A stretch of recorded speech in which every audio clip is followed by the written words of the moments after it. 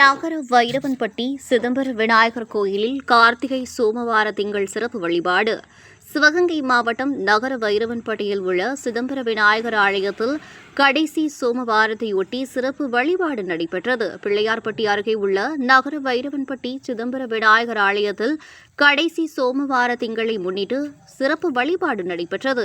காலை 10 மணிக்கு மூலவரான சிதம்பர விநாயகருக்கும் வைரவமூர்த்திக்கும் பால், தயிர், திருமஞ்சனம், விபூதி, இளநீர் உள்ளிட்ட 16 வகையான திரவியங்களால் அபிஷேகம் செய்யப்பட்டு சிறப்பு அலங்காரத்தில் தீபாராதனைகள் நடைபெற்றது.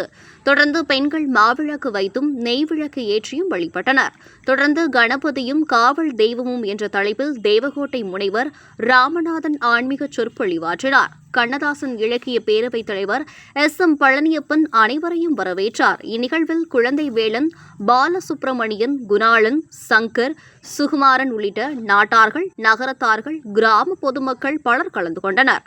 நிகழ்ச்சி ஏற்பாடுகளை அரிபுரம் யோகிகுல வகையரா பங்காளிகள் செய்திருந்தனர். விழா முடிவில் பக்தர்களுக்கு அன்னதானம் வழங்கப்பட்டது.